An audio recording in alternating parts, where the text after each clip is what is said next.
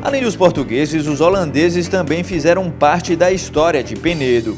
Por ser um excelente ponto de apoio ao sul, a vila de Penedo foi invadida pelo holandês Maurício de Nassau em 1637. O Rio São Francisco era o limite sul da ocupação holandesa, as regiões norte e nordeste do Brasil.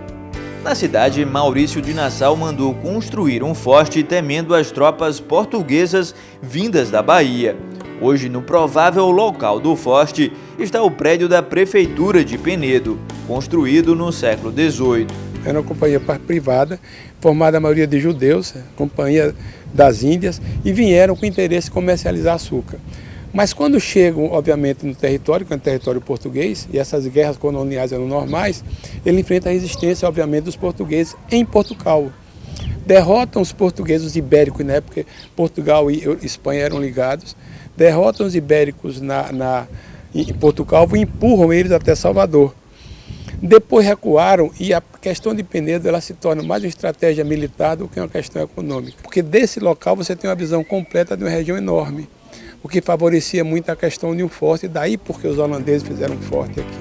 Ainda segundo Mário Aloísio, Penedo também teve importante papel na emancipação política de Alagoas, já que foi da cidade que em 1817 saiu um pequeno exército para combater a Revolução Pernambucana, episódio que influenciou diretamente a emancipação alagoana. Houve um movimento contra o imperador e um padre que havia fugido de Recife veio para aqui, para Penedo, e daqui de Penedo armaram um pequeno exército e marcharam contra Recife, que obviamente se juntou a outros e deu a vitória defendendo o imperador.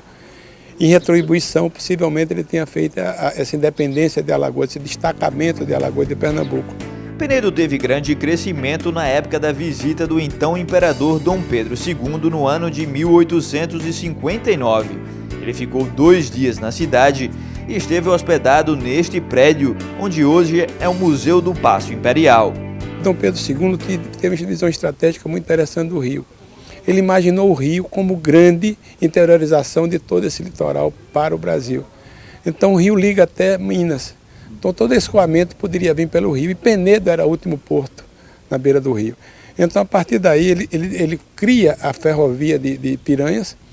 As mercadorias vinham para Penedo, eram desembarcadas do mar, entravam em chatas ou em canoas de tolda e seguiam até Piranhas. De lá pegava o trem, ia para Petrolina e se interiorizava no Brasil inteiro. Mas para Mário Aloísio, o período áureo de Penedo foi no início do século XX. Nós tínhamos 3 fábricas de tecido, nós tínhamos 3 navios fazendo a linha Penedo-Rio, 8 jornais na cidade, nós tínhamos indústria de arroz, e eu saí daqui em 57 pela Varig de Penedo para o Rio. Nós tínhamos 3 voos semanais para o Rio de Janeiro. Quer dizer, Penedo tinha importância muito grande, até maior do que Maceió. O Centro Histórico de Penedo é uma grande atração para quem visita a cidade. Na Praça Barão de Penedo estão importantes edificações, entre elas o prédio da Prefeitura Municipal, a Catedral de Nossa Senhora do Rosário, com data de construção entre os séculos 17 e 19, o prédio de estilo barroco da antiga cadeia pública e Casa da Aposentadoria, também do século 17. E ainda na praça está o Oratório da Forca, com data de 1769. Segundo o costume da época, o condenado à forca deveria passar ali sua última noite. Perto dali encontramos a igreja de Nossa Senhora da Corrente, construída entre os anos de 1720 e 1765 pela família Lemos, uma rica família portuguesa que vivia em Penedo. A igreja tem fachada em estilo colonial e interior com decoração em azulejo português policromado, forro em linha ilusionista e altar trabalhado e folheado a ouro. Ela é de 1720, quando nesse ano aqui ela era apenas um pequeno oratório dos pescadores. E na época não existia o cais, então toda vez que o rio enchia, a corrente já chegava até aqui e derrubava o oratório. Daí uma das versões por chamar a Senhora da Corrente, devido à correnteza do rio. A família Lemos era contra a escravidão, Por isso, eles ajudavam escravos fugidos a se esconder em um cubículo na parede da igreja.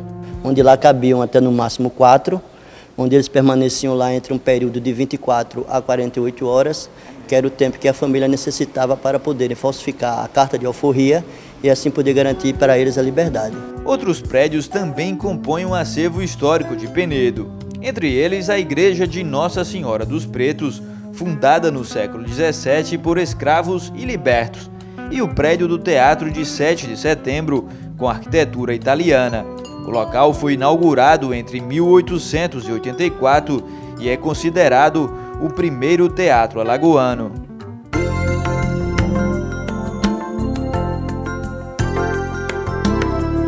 Mas nem só de história e do Rio São Francisco vive Penedo.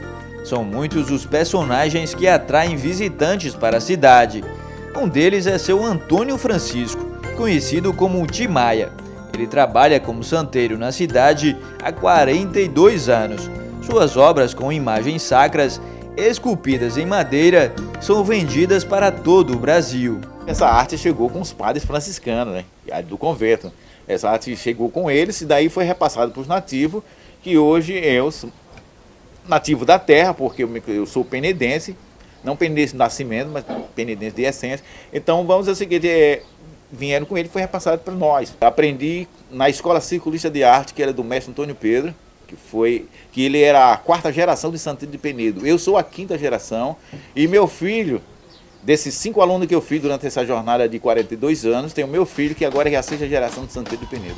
Desde o século XVI, Penedo influenciou em muitos momentos a história de Alagoas. Por isso a cidade precisa e deve ser mantida viva e preservada. Se nós não contarmos essa história, quem há de contar? Eu me reporto a uma frase célebre de Medeiros Neto. Ele diz o seguinte: se as pedras falassem, as de Penedo certamente falariam e contariam ao mundo a sua bela história.